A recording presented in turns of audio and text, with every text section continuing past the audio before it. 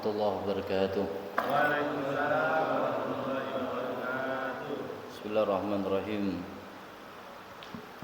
Alhamdulillahi rabbil alamin.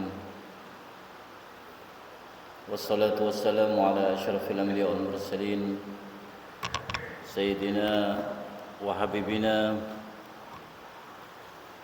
wa syafi'ina wa qurrati a'yunina Muhammadin sallallahu alaihi wasallam wa ala alihi wa sahbihi ajma'in.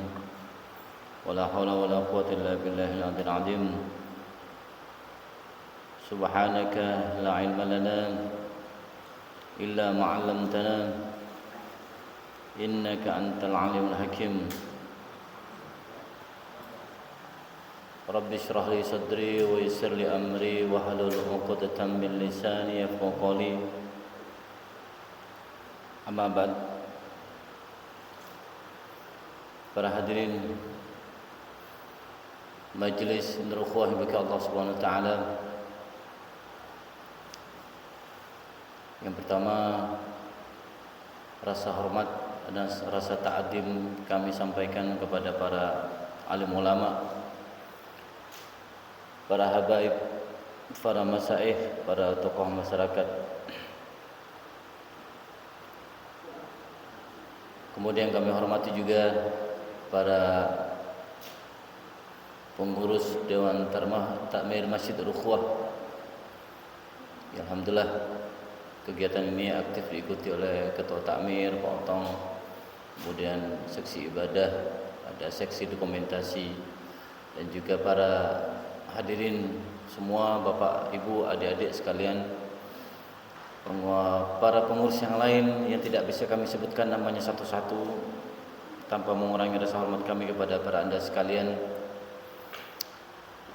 Yang pertama tentu kita bersyukur kepada Allah Subhanahu wa taala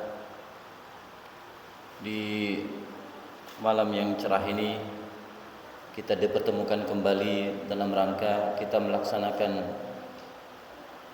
kewajiban kita sebagai umat Islam, yaitu untuk tetap mencari ilmu, karena utubul ilma minal mahdi ilal lahdi. Karena kewajiban untuk mencari ilmu itu tiada batas. Kapan itu? Sejak kita dilahirkan oleh ibunda kita hingga kepada kita menuju kepada pembaringan terakhir, yaitu alam barzakh atau alam kubur. Kemudian yang kedua, kita selalu memanjatkan juga salawat dan salam kehadiran Nabi besar Muhammad sallallahu alaihi wasallam, Nabi kita, Nabi panutan, Nabi uswah, Nabi suri tauladan bagi kita semua. Insyaallah kita semua juga harus bersyukur kepada Allah atas segala nikmat, karena kita dijadikan sebagai umat dari baginda Nabi besar Muhammad sallallahu alaihi wasallam, sebagaimana juga para nabi-nabi terdahulu, wabil khusus yang sering diceritakan oleh para asatid. Nabi Musa sendiri memohon kepada Allah agar dijadikan sebagai bagian dari umat baginda Nabi besar Muhammad sallallahu alaihi wasallam. Tapi kata Allah tidak bisa, karena umurnya beliau terbatas. Walaupun ada juga beberapa nabi yang beruntung dan memang masih khilaf, yaitu walaupun beliau dilahirkan pada zaman sebelum Nabi Muhammad diutus, tapi mereka juga menjadi bagian dari umat baginda Nabi besar Muhammad sallallahu alaihi wasallam. Sebagaimana yang sudah saya jelaskan berkali-kali, ada beberapa nabi dan dia dipilih oleh Allah menjadi nabi yang beruntung. Ada dua nabi yang di langit, yaitu Nabi Isa yang akan turun ke muka bumi nanti untuk membunuh Dajjal, terus kemudian untuk berperang melawan Ya'juj dan Ma'juj. Walaupun akhirnya Nabi Isa juga kewalahan hingga dia dipukul mundur bersama pasukan muslim yang lain dan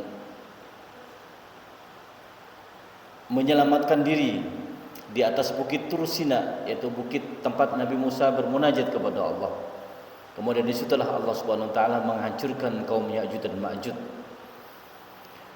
Kemudian ada juga nabi yang dipanjangkan lagi umurnya, dan alhamdulillah dia beruntung, tidak seperti Nabi Musa yang sudah memohon kepada Allah tapi Allah belum mengabulkannya. Tapi ada dua nabi yang hidup di muka bumi ini dan dia dipanjangkan umurnya, cuma statusnya bukan nabi karena sudah menjadi waliullah, sebab nabi itu sudah ditutup dengan baginda Nabi Muhammad sallallahu alaihi wasallam. Siapakah beliau? Beliau yang pertama adalah Nabi Khidir alaihissalam, kemudian yang kedua merupakan Nabi Ilyas alaihissalam. Dua orang nabi itu dipanjangkan umurnya oleh Allah. Walaupun beberapa juga riwayat cerita, ya walaupun hadisnya tidak begitu kuat, Nabi Muhammad pun bertemu dengan Nabi Ilyas alaihissalam. Itu diceritakan kalau tidak salah dari Sayyidina Anas bin Malik. Beliau bercerita Nabi dipertemukan. Walaupun versinya mengatakan Nabi Ilyas besar sekali katanya. Ada yang mengatakan 300 hasta atau 150 meter, melebihi tingginya Nabi Adam yang 60 hasta atau 30 meter. Ya tapi namanya riwayat, ya untuk sekedar penyemangat dalam hidup bahwa jika Allah berkehendak apapun bisa terjadi. Seperti Nabi Ilyas dan juga Nabi Khidir. Bahkan Nabi Ilyas pun dengan Nabi Khidir diberikan oleh Allah rasa kenyang. Jadi katanya informasinya beliau berdua itu walaupun manusia biasa seperti kita, tapi beliau tidak makan kecuali setahun sekali. Itu pun tidak makan. Karena mereka setiap tahun sekali dalam beberapa riwayat, Ibnu Katsir dalam tafsirnya mengatakan bahwa beliau berdua setiap setahun sekali bertemu dalam melaksanakan ibadah haji. Jadi setahun 2 kali bertemu beliau. Bahkan banyak versi. Versi pertama bertemu setiap malam. Beliau Nabi Ilyas dengan Nabi Khidir, yaitu bertemu di pintu di mana Ya'juj Ma'juj mereka sembunyi masuk ke dalam gua.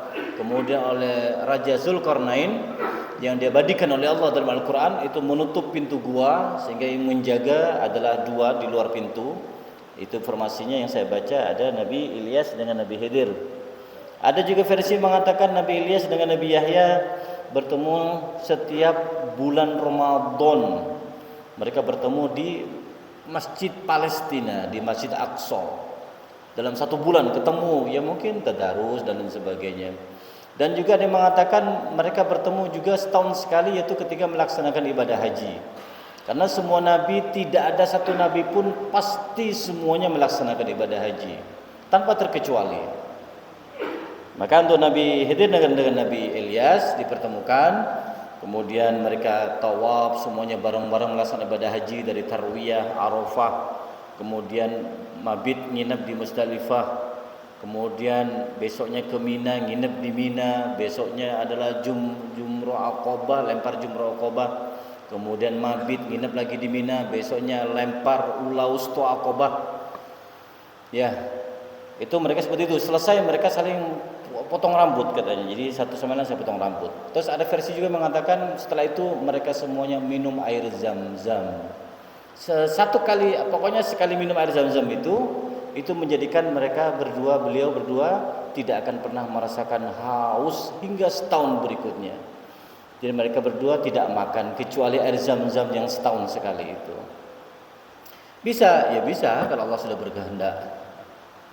Macam versi ada yang mengatakan Nabi Ilyas ada memang, tapi Allah ketika beliau dalam keterpaksaan, dalam keputusasaan, karena ketika Nabi Ilyas berdakwah kepada kaumnya ya, ketika Nabi Sulaiman sudah meninggal, maka orang-orang di muka bumi ini, khususnya di areanya dakwah Nabi Sulaiman itu sudah mulai rusak. Mereka sudah mengikuti hawa nafsu. Mereka sudah mulai terpengaruh oleh setan. Jadi mereka banyak melaksanakan kemaksiatan dan menyembah patung. Malah patungnya yang disembah pun adalah patung, katanya patung perempuan cantik waktu itu. Saking cantiknya ketika meninggal dijadikan sebagai Tuhan dan disembah. Maka Nabi Ilyas membela. Jadi Nabi Ilyas ini melanjutkan dakwahnya Nabi Sulaiman alaihissalam.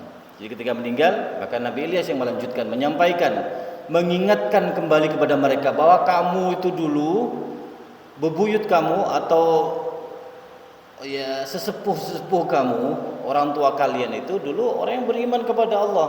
Kenapa sekarang kok sudah berbalik menyembah kepada patung, kan begitu.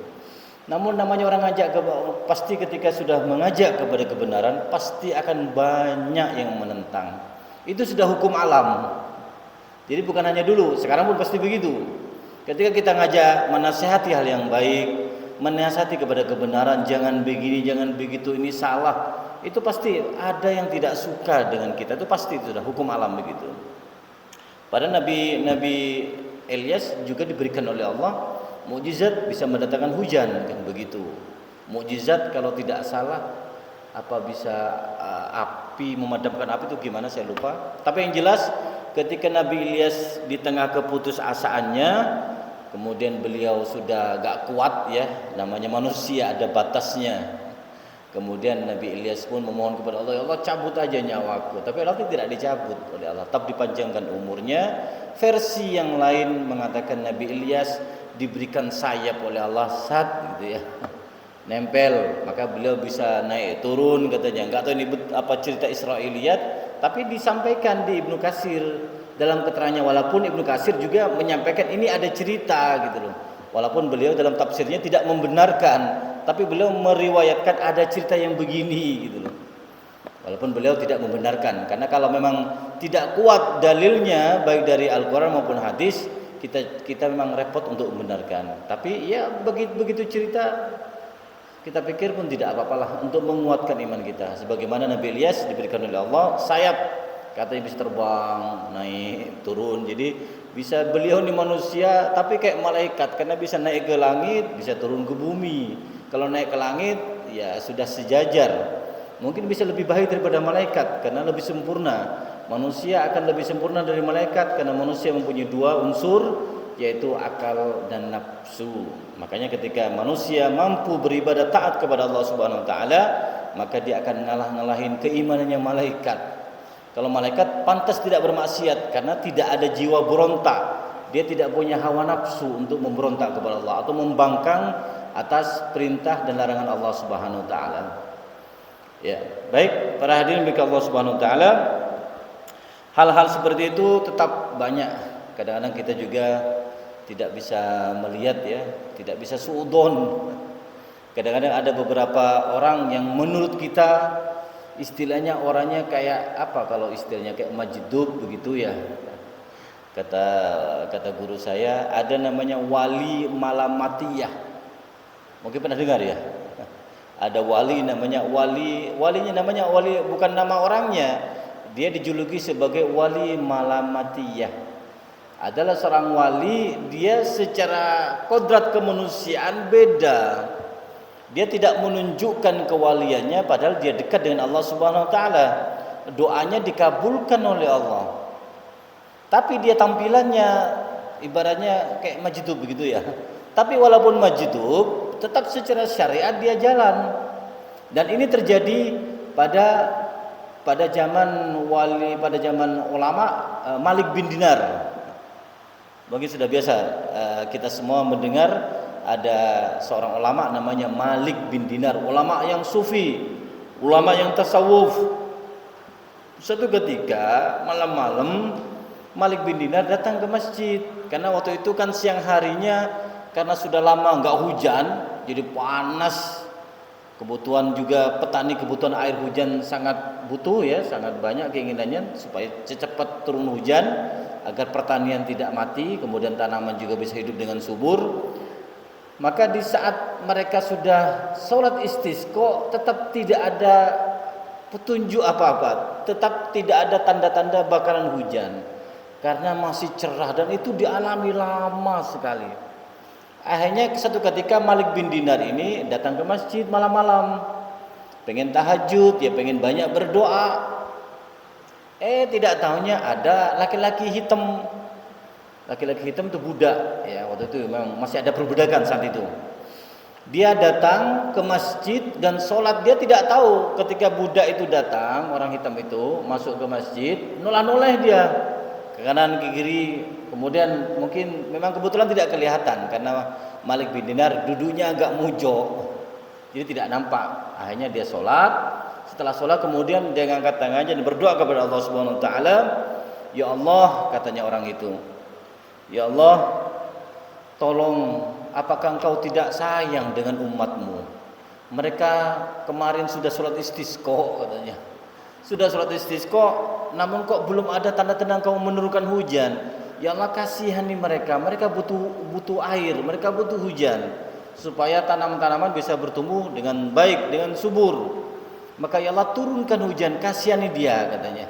Tidak berapa lama berdoa, turun tangannya, langsung ternyata Masya Allah hujan deras malam itu juga.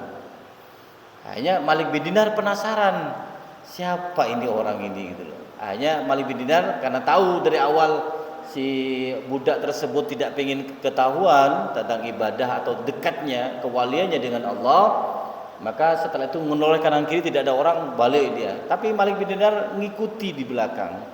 Ikuti, tidak tahunya sampai di satu tempat, masuk ke satu wilayah milik orang kaya dan memang dia terkenal dengan kekayaannya, memiliki banyak budak. Jadi dia jualan budak orang itu. Oh ya sudahlah, ditandai, tak oke. Besok saya ke sini katanya, kata Malik bin Dinar. Hanya setelah itu besok harinya Malik bin Dinar datang betul. Kemudian mengatakan, "Wah, Imam, ada apa gerangan wahai kiai?" Kan begitu ya kalau sekarang. "Saya ini mau beli budak." Mau beli budak yang mana, katanya. Ini banyak ini budak saya, katanya. Tolong berikan saya budak yang bagus, bisa bekerja. Karena saya di rumah ini banyak pekerjaan, biar dikerjakan oleh budak saya. Hanya dipanggil semua, panggil, ngumpul banyak budak, karena memang dagangan budak dia. Hanya setelah dilihat satu-satu, kok enggak ada ini. Hanya mengatakan, apa kata siapa namanya? Kata Malik bin Dinar, kok enggak ada? Loh, yang dimaksud Anda yang mana? Enggak ada lagi, tak ini aja. Lah ya ada di belakang tinggal satu, katanya orang itu. Kalau yang satu itu orangnya malesan, enggak mau bekerja, setiap hari kerjanya nangis saja, katanya, cenging, katanya. Makanya kenapa saya keluarkan budak yang ini? Kan Anda mintanya tadi adalah budak yang aktif bekerja, yang mau bekerja untuk Anda. Ada satu, tapi ini orangnya cenging, nggak mau kerja. Kalau Anda mau, bawa aja sudah, nggak usah dibeli. Bayar gratis sudah buat Anda. Kalau ini beli, katanya. Karena orangnya ini bekerja keras semua, ini menghasilkan uang ini, gitu. Kalau yang ini silakan Anda bawa, sudah gratis. Karena udah nggak mau kerja ini orangnya, disuruh apa aja alasannya, katanya. Ya sudah dibawa. Kemudian setelah itu duduk di perjalanan, Malik bin Dinar mengatakan, kamu ya yang tadi malam memohon kepada Allah sehingga doamu itu dikabulkan Allah dan langsung turun hujan semalam. Akhirnya budak itu mengatakan, loh kamu kok tahu? Lah iyalah, karena saya di belakang, waktu saya ke masjid kamu juga masuk setelah itu. Ya Allah, kata dia. Akhirnya dia langsung berdoa kepada Allah, ya Allah, saya kan sudah bilang kepada engkau, saya ini kalau aku ditakdirkan sebagai orang yang dekat dengan engkau, ya Allah, sebagai wali engkau, aku mohon kepada engkau dari awal, jangan sampai ada yang ketahuan tentang kedudukanku, tentang makom kewalianku. Ini sekarang ada yang orang tahu ini, tolong, kata budak tersebut, cabut nyawaku sekarang ini, saya tidak mau kewalianku ada orang yang mengetahui. Langsung oleh Allah dikabulkan dan meninggal juga saat itu. Jadi apa pelajaran yang bisa kita ambil di sini? Yaitulah para wali, beliau tetap menyembunyikan kewaliannya. Makanya kalau ada orang wali, aku dekat kepada Allah, ayo, itu jangan dipercayai. Karena wali sesungguhnya beliau menutupi dirinya. Karena dianggap itu aib. Malah teman saya mengatakan, beliau kalau ada wali itu rasa malunya kepada Allah tentang dia kewaliannya, itu lebih malu daripada misalkan ada orang naudzubillah zina, gegerbek. Itu kan kalau ketahuan malu. Maka wali pun demikian, kalau ketahuan kewaliannya, maka dia lebih malu daripada orang yang melakukan seperti itu. Makanya dia menutup rapat-rapat. Kalau ketahuan langsung berdoa, ya Allah cabut nyawaku sekarang. Aku tidak mau orang lain mengetahui bahwa aku adalah seorang wali. Ya, alhamdulillah para jamaah yang Allah Subhanahu wa taala. Demikian maksud saya tadi tentang pengantar masalah Bagaimana juga ada beberapa orang yang beruntung dijadikan sebagai umat Nabi Muhammad SAW, walaupun masih ikhtilaf berbagai macam pendapat, tapi tetap kuat mengatakan Nabi Khidir dengan Nabi Ilyas masih ada hingga saat ini dan dipanjangkan umurnya oleh Allah. Karena guru saya Abu Habib Hasan Baharun juga, dan ini saksinya, beliau cerita langsung ke saya waktu di kelas, waktu saya masih nyantri. Jadi kata guru saya disuruh sama Habib Hasan dikasih surat, tulisannya, kasih siapa ini? Kasih aja kepada Nabi Khidir. Hanya, iya tah. Terus taruh di mana? Ya taruh aja di sungai Kalirejo kan begitu ya, di Bangil ada sungai. Ya sudah, sama Ustaz Nasir almarhum dibawa, ya karena pesannya bebasan, taruh aja di sungai. Betul, setelah itu tidak tahunya 1 bulan kemudian ada kunjungan dari Saudi, mantan duta besar Indonesia Saudi untuk Indonesia, mantan. Tapi beliau perhatian dengan pondok sehingga beliau waktu itu langsung nyumbang berapa miliar waktu itu. Bayangkan dulu ya, berapa miliar itu besar sekali itu. Ya, tapi itulah, alhamdulillah. Memang mengatakan, kalau saya mengatakan saya percaya. Tapi kalau ada misalkan bingung enggak, ya, tapi insya Allah kita ambil hikmahnya. Ya, ada beberapa orang yang masih diberikan oleh Allah keberuntungan, beruntung menjadi umat Nabi besar Muhammad SAW. Yang paling penting kita yang alhamdulillah kita pun menjadi bagian dari umat baginda Nabi besar Muhammad SAW. Baik, saya lanjutkan kajian fikihnya.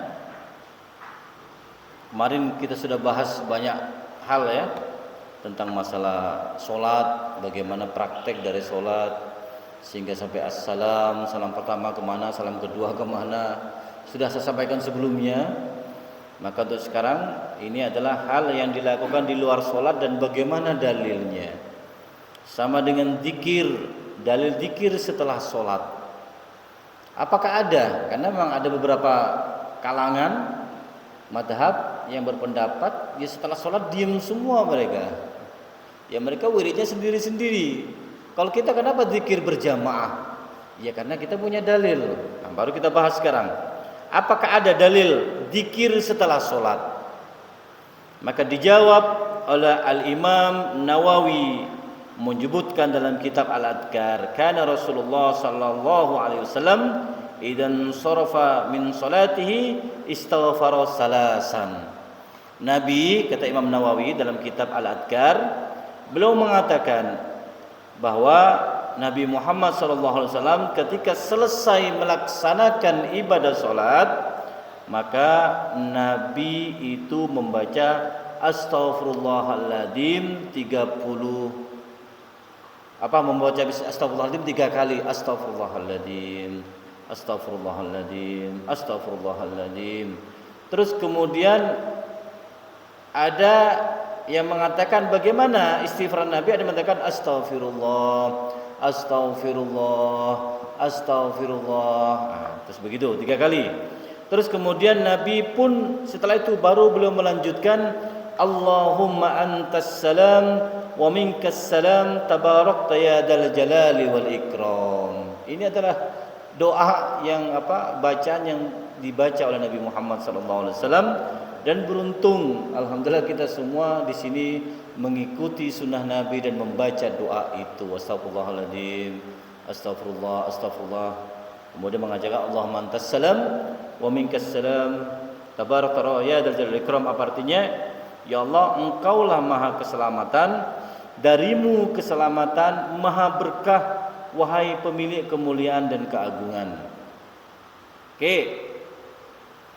Kemudian setelah itu dalam riwayat yang lain dalam Sahih Al-Bukhari dan Muslim dari Mughirah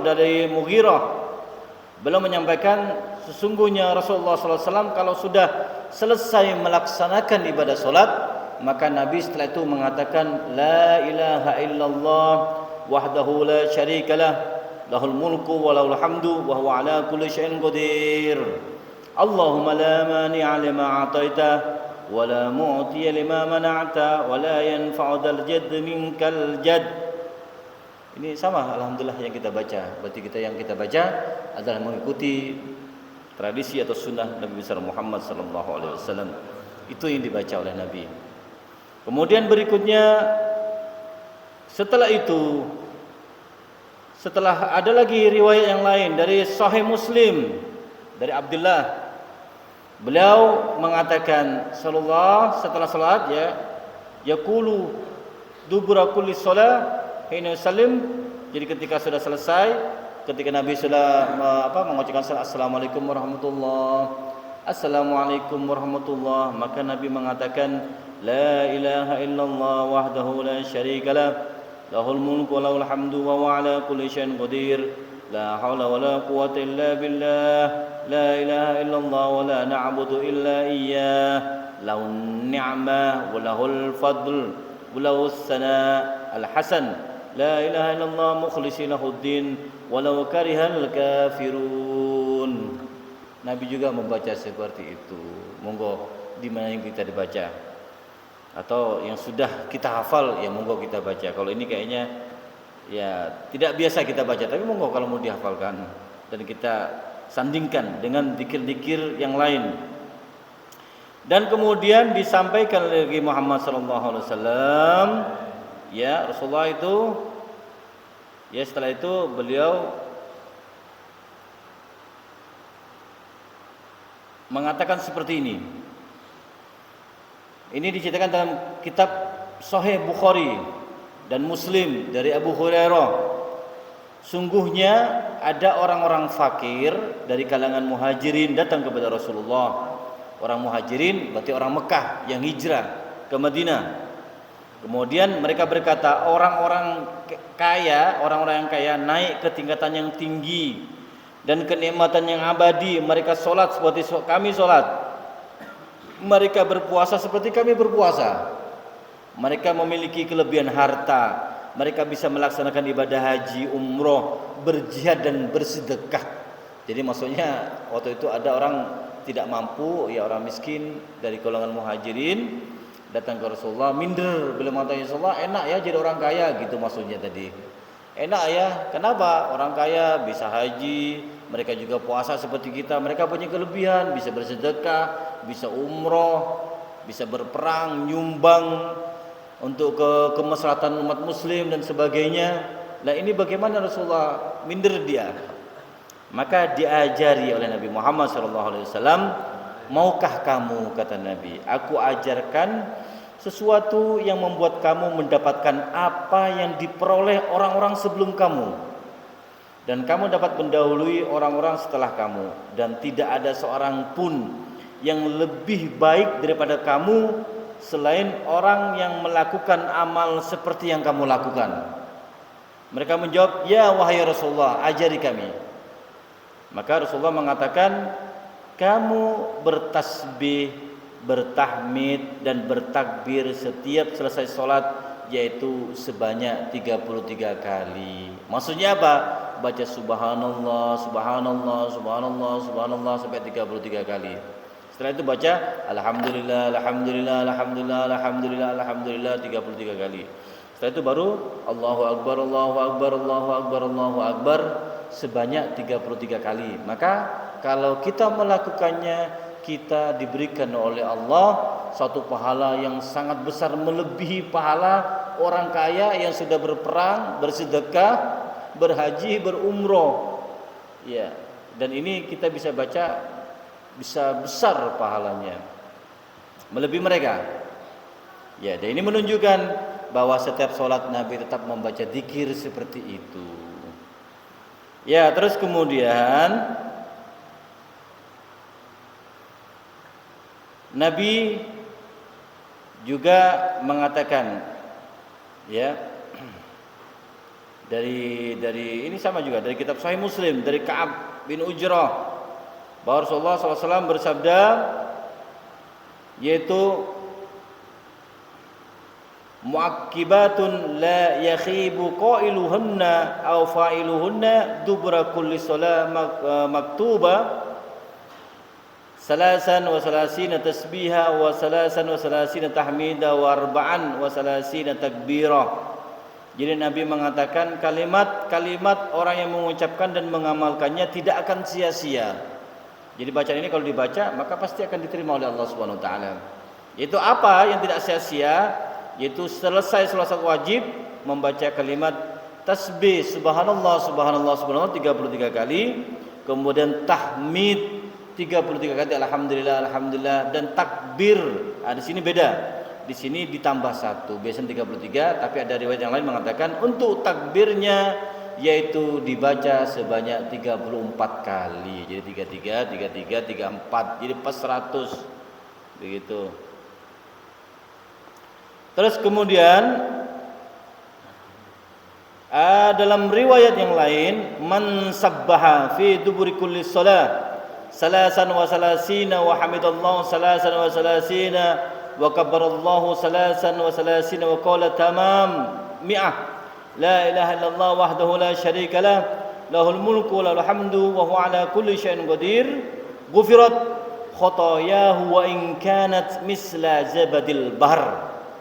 Nabi mengatakan barang siapa yang selesai melaksanakan salat, terus kemudian baca tasbih, baca subhanallah 33, alhamdulillah 33, kemudian Allahu akbar 33 kali, kemudian ditutup, disempurnakan jumlahnya menjadi 100, karena tadi kan jumlahnya 99 ya.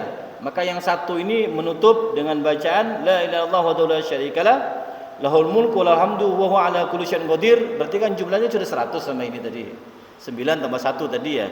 Maka kata Nabi Muhammad SAW, orang tersebut akan diampuni dosa-dosanya walaupun dosanya dia sebesar buih lautan. Jadi tahu buih ya, kapuk ya, kan banyak sekali kapuk itu. Jadi walaupun sebesar dosa yang dilakukan sebanyak itu, tapi kalau kita mengamalkan amalan ini sesudah salat membaca tasbih, tahmid dan takbir ditutup dengan satu kalimat sehingga menjadi 100 barusan, maka kita akan mendapatkan ampunan walaupun dosa kita sebanyak buih lautan. Oke. Terus kemudian Nabi sallallahu alaihi wasallam juga selain membaca kalimat barusan, ada juga yang dibaca oleh Nabi. Beliau mengatakan Allahumma inni a'udzubika minal jubni wa a'udzubika an uradda ila ardalil umur wa a'udzubika min fitnatid dunya wa a'udzubika min adzabil qabr. Jadi Nabi sallallahu alaihi wasallam ya memohon perlindungan kepada Allah setiap selesai salat dengan kalimat barusan. Dia mengatakan, ya Allah, aku berlindung kepadamu dari sikap pengecut, kata Nabi. Kemudian aku berlindung kepadamu dikembalikan kepada usia yang hina. Maksudnya apa? Ya Allah, tetap muliakan kami, jangan sampai engkau jadikan aku terhina. Kemudian aku berlindungmu dari fitnah dunia, dan aku berlindung kepadamu dari adab kubur. Ini adalah doa yang juga dibaca oleh Nabi setelah melaksanakan ibadah salat wajib atau salat fardu. Baik, kemudian ada lagi riwayat yang lain. Nabi mengatakan, khusladatani aw khallatani la yuhafidhu alaihima 'abdun muslimun illa dakhala al-jannah huma yasiru wa man ya'mal bihima qalilun. Apa itu? Yusabbihullah ta'ala dubra kulli salah ashran wa yahmadu ashran wa yukabbir ashran fadhalika khamsuna wa mi'ah bil lisan wa alfun khamsumiyah fil mizan wa yukabbiru arba'an wa salasin idha khadamat ja'ahtu wa yahmadu salasan wa salasin yusabbihu salasan wa salasin fadhalika mi'ah bil lisan wa alfun bil mizan. Qala kata Rasulullah sallallahu alaihi wasallam. Ini hadis panjang ya. Okey. Tadakam yani syaitan fi manamihi fa yanamihu qabla ay yaqulahu wa yati fi salatihi wa yadhkiru hajatan qabla ay yaqulaha. Okey, begini artinya. Jadi diriwayatkan oleh Sunan Abu Daud, At-Tirmidzi dan An-Nasa'i dari Abdullah bin Amr dari Rasulullah sallallahu alaihi wasallam, ada dua perbuatan baik kata Nabi. Ada dua perbuatan baik yang dilakukan seorang hamba yang muslim, maka dia akan masuk surga. Jadi kalau mengamalkan ini, maka dijamin oleh Allah, oleh Rasulullah, dia masuk surga. Keduanya ringan, tapi sedikit orang yang melakukannya ini. Padahal ringan, bacanya sedikit, tapi tidak banyak yang melakukannya. Yaitu apa kata Nabi? Setelah selesai sholat bertasbih setelah selesai sholat sebanyak 10 kali. Jadi amalkan semua bagus. Yang 3 tetap lanjut. Kalau tambah lagi ini bagus. Yang pertama bertasbih 10 kali, subhanallah subhanallah subhanallah 10. Kemudian bertahmid alhamdulillah alhamdulillah alhamdulillah 10 kali. Kemudian Allahu akbar Allahu akbar Allahu akbar 10 kali, maka itu terhitung sudah sama dengan 150 di lidah dan 1500 di timbangan amal. Ini kalau kita bacakan 33 kali ya. Ternyata ada juga riwayat mengatakan kata Nabi sedikit, tapi kalau Anda membaca 10 kali subhanallah, 10 kali alhamdulillah, 10 kali Allahu akbar, maka walaupun kita baca 10, 10, 10, 30, tapi ternyata itu dihitung di lisan oleh Allah, dicatat oleh Allah, dia seakan membaca sebanyak 150 di lidah. Dan nanti ada 1500 di timbangan amal. Nanti akan berat amalnya. Itu kalau kita sekali melakukannya. Bagaimana kalau duhur baca, asar baca, maghrib baca, isya baca sampai subuh, maka timbangan itu akan tambah berat dan insya Allah menjadi petunjuk bahwa kita semua akan mendapatkan hisab yang ringan. Ya, insya Allah. Kemudian setelah itu bertakbir 34 kali ketika akan tidur. Ini lagi ada amalan lagi. Jadi Nabi mengatakan sebelum tidur ada amalan bagi kita, dan insya Allah kalau kita baca sangat bagus ini, yaitu bertakbir 33. Jadi kita baca Allahu Akbar, Allahu Akbar, Allahu Akbar, Allahu Akbar 34, ya bukan 33. Ini dibalik sekarang. Jadi ketika mau tidur kita balik, yaitu baca takbir berapa tadi? 34. Allahu Akbar, Allahu Akbar, Allahu Akbar. Terus kemudian yang kedua kita membaca tahmid alhamdulillah alhamdulillah alhamdulillah sebanyak 33 kali dan membaca subhanallah subhanallah subhanallah sebanyak 33 kali. Kemudian akan mendapatkan 100 hitungan di lidah dan 1000 di timbangan amal. Ini sebelum tidur juga bisa dibaca. Jadi tadi bacanya bukan hanya setelah sholat, sebelum tidur juga sangat bagus untuk diamalkan. Dan juga saya melihat Rasulullah juga menghitung dengan tangannya. Bagaimana mungkin amal ringan akan tapi mengamalkan sedikit katanya. Kemudian Rasulullah menjawab, datang setan kata Nabi ya. Datang setan kepada salah seorang kamu dalam tidurnya. Setan kan memang kerjaannya, karena memang dia sudah mengabdikan dirinya untuk menyerumuskan manusia.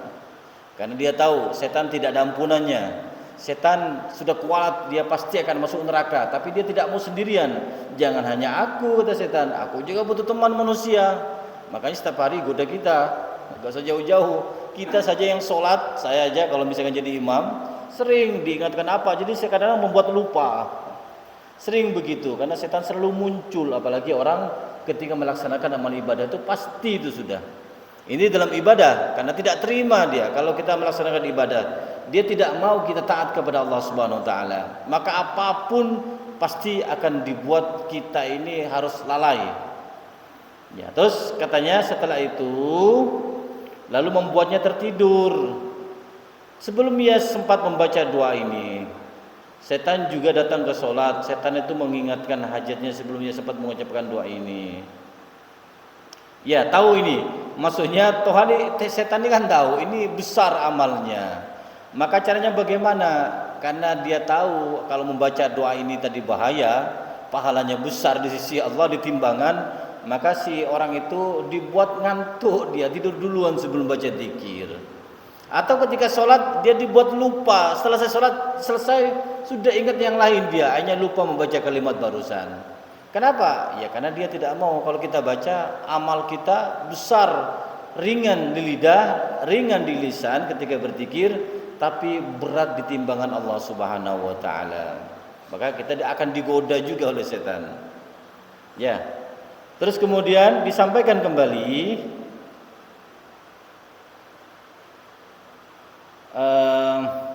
apa ini? Kurang berapa menit ya? Oh pas ya. Baik, yang terakhir Yang terakhir, Amrani Rasulullah sallallahu alaihi wasallam an aqra bil mu'addatain dubra kulli shalah.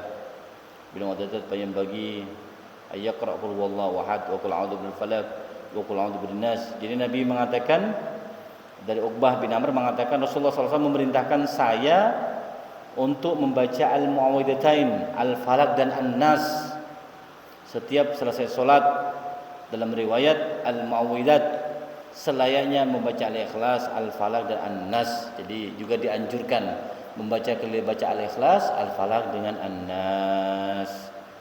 Kemudian terakhir juga dikatakan sallallahu alaihi wasallam dalam sanad sahih dan dari Sunan Abu Daud, An-Nasa'i dan Mu'ad mengatakan sungguhnya Rasulullah SAW menarik tangan Mu'ad. Jadi Mu'ad seorang sahabat ditarik oleh Rasulullah sini, ditarik, ya Mu'ad, wallahi inni luhibbuka. Ya Mu'ad, sini ditarik dan mengatakan, Mu'ad, demi Allah aku ini senang dengan engkau. Aku ini suka, maksudnya senang ya. Senang dengan engkau, dengan ibadahnya Mu'ad, dengan pengabdian Mu'ad. Dan Rasulullah mengatakan, usika ya Mu'ad la tada'anna fi dubri kulli salat taqul Allahumma inni ala dzikrika wa syukrika wa husni ibadatik. Maka kata Rasulullah, ya Mu'ad, aku ini senang dengan engkau karena engkau Masya Allah ibadahnya maksudnya begitu ya. Maka jangan tinggalkan ini ya Mu'ad.